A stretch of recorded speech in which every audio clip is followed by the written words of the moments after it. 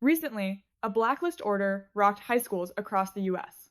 One student broke the early decision promise with Tulane University.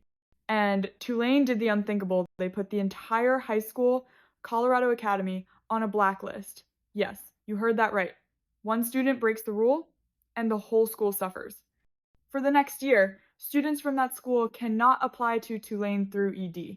Some say it's like the admissions version of collective punishment. And Tulane's attitude? Break the rules, and your school will pay the price too. This isn't an isolated incident. Reports show that at least 3 other high schools were suspended from ED by Tulane for the exact same reason. The college's justification? ED spots are limited, and breaching the agreement wastes a seat that could have gone to another loyal student. High school counselors from Colorado Academy are scrambling, emailing everywhere, terrified their school's reputation, and their future students will be ruined. Because honestly, the cost of breaking an early decision agreement might be even worse than you think. First, the cost to the individual. Breaking an ED contract means you might be blacklisted by dozens of universities simultaneously. Most top schools share their ED acceptance lists. Admissions officers from schools like Amherst and Williams have called breaches a moral issue. At best, your offer might be rescinded. At worst, every school you applied to sees the red flag and rejects you outright. Second, the cost to your school. This isn't an urban legend anymore. Students on Reddit and Quora have shared stories of schools being banned by Penn for 6 years or an entire class getting universally rejected by Vanderbilt because one student from the previous year broke their promise. This collective punishment is an unspoken rule in the admissions world. So, why are colleges obsessed with ED? It's actually rooted in pure institutional business. Take Tulane, for example. Out of their 1,800 freshmen in the class of 2026, about 2/3 came through the ED pipeline. Only about 100 came through regular decision. ED students are literally Tulane's lifeblood, so every breach isn't just a personal choice. It's a direct hit to the university's enrollment goals, or as they call it, their yield rate. The University of Chicago, often rumored to have financial issues, uses an aggressive ED strategy, a 3-tiered system, ED0, ED1, and ED2, to stabilize enrollment and cash flow. Specifically, ED0 targets summer students and is the first shot fired in this loyalty war. It guarantees the university predictable, high-certainty enrollment. For the schools, ED means a reliable, full tuition cash flow stream. ED is a goldmine for the university. They lock you in, securing tuition revenue often before you have a chance to compare other schools.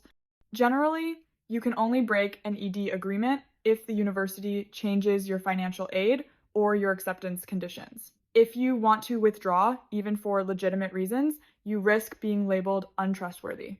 However, last August, 32 elite universities, including Brown, Columbia, and Cornell, were hit with a lawsuit alleging they used ED policies to manipulate tuition prices and restrict competition.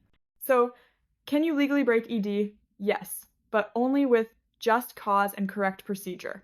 Legitimate reasons usually include a major family crisis, a sudden significant change in your family's financial situation, making tuition unaffordable, or other unexpected major personal events. If this happens, you must immediately write and call the university admissions office. They will help you formally withdraw. If you simply ghost them or secretly refuse to enroll, that is a breach, not a negotiation. Despite the high stakes, ED is a tempting fast pass to a top university. Many ED acceptance rates are double or triple the rate of regular decision. Applying ED tells the admissions office, "You are my one and only." They love that commitment because it guarantees a high yield rate, making their school look better in the rankings. Most ED results arrive in December. Successful students can enjoy their final semester stress-free while their peers are still waiting. But ED isn't your only option. You have early action, an early application with 0 commitment, regular decision, the standard, non-binding round, and rolling admission, first come, first served. So, what are the key takeaways for every applicant facing this high-stakes decision? It boils down to planning and commitment. If you want the highest chance and already have a clear favorite, choosing ED might be your fastest route. But if you need freedom to compare different offers, stick with EA or regular decision.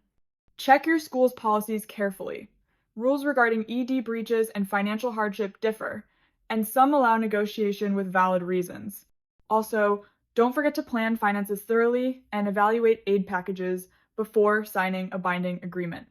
If you must withdraw, contact the admissions office immediately in writing. That's all for today's video.